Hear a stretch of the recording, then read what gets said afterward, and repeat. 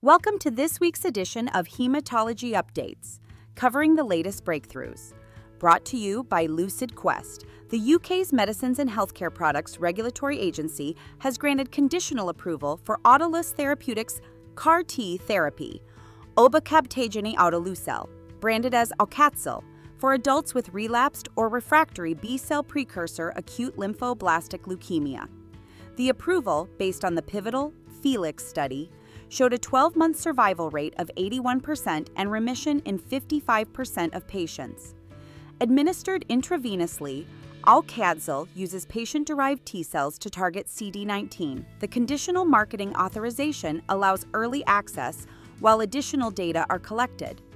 In acute myeloid leukemia, Actinium Pharmaceuticals reports strong preclinical efficacy for its targeted radiotherapy, Actimab-A, in genetically diverse AML models. The therapy demonstrated synergistic anti-leukemic activity in the presence of FLT3, TP53, KMT2A, and NPM1 mutations. It showed compatibility with azacitidine, FLT3, and menin inhibitors. Delivered via an actinium-225 payload and targeting CD33, Actimab-A is currently being evaluated in Phase 2 and 3 studies with Venetoclax, ASTX727, and CLAGM.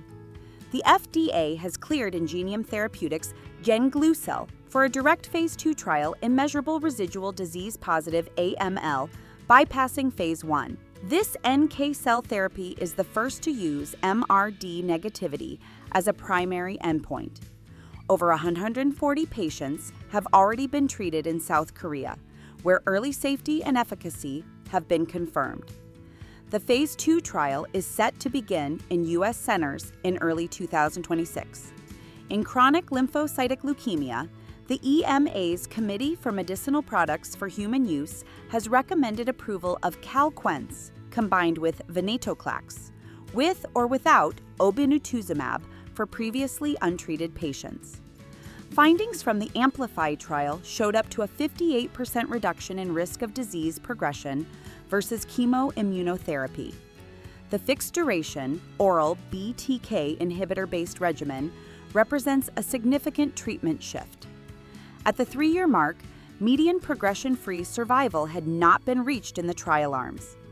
Genmab is preparing to submit a supplemental biologics license application for epcoritamab combined with rituximab and lenalidomide in relapsed follicular lymphoma. Data from the EPCOR-FL1 Phase 3 study showed a statistically significant overall response rate, with a p-value of less than 0.0001.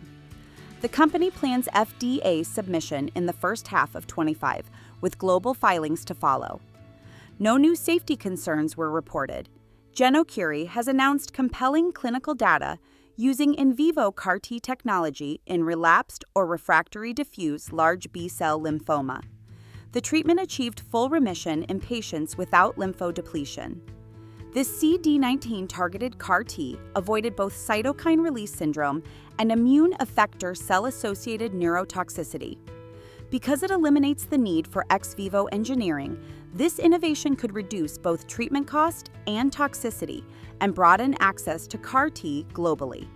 The FDA has granted Fast Track designation to BioInvent's BI-1908, a first-in-class anti-TNF-R2 antibody for patients with cutaneous T-cell lymphoma, including mycosis fungoides and Sézary syndrome.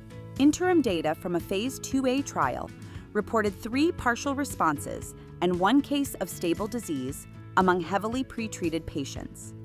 Fast Track status enables rolling review and may expedite OA's approval timelines.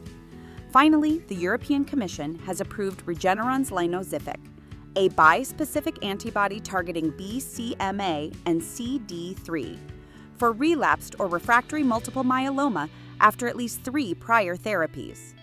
In the linker MM1 trial, Lynozyfic achieved a 71% overall response rate, with 50% of patients attaining complete response or better. The therapy offers response-adapted dosing every 4 weeks following response onset and provides a new treatment option for heavily pretreated patients. Stay ahead in hematology research. Like, share, and subscribe for weekly updates. Visit lqventures.com or email us at info@lqventures.com for expert healthcare consulting. See you next time!